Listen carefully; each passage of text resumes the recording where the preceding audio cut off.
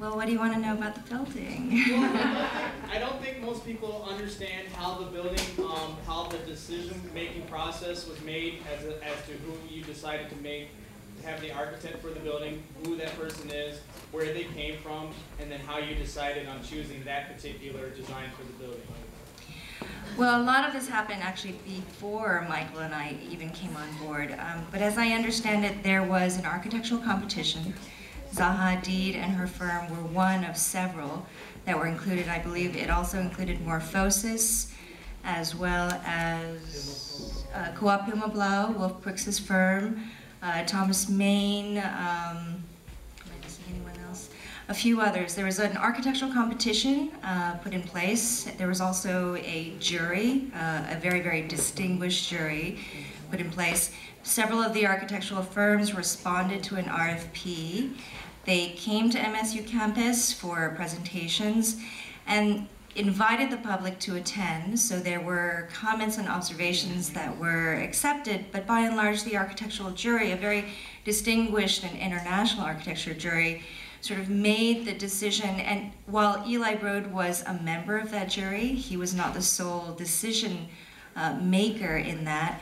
And Zaha Hadid and her firm were selected primarily because simply her design was the most sort of respectful of the site, of the conditions that were set forth in terms of the design, the budget, etc.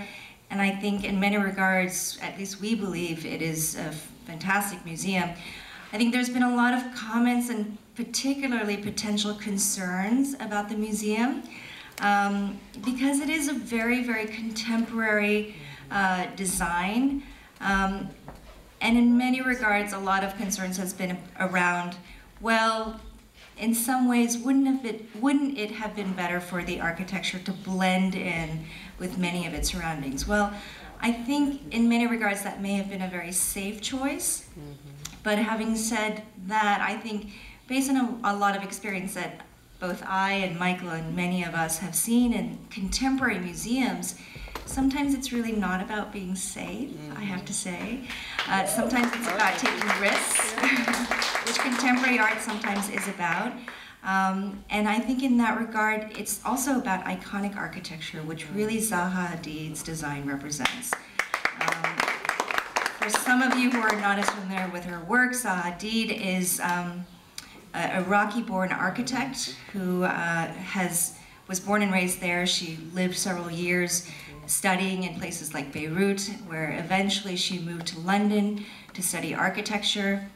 She very quickly made a name for herself as being this very, very strong female architectural presence.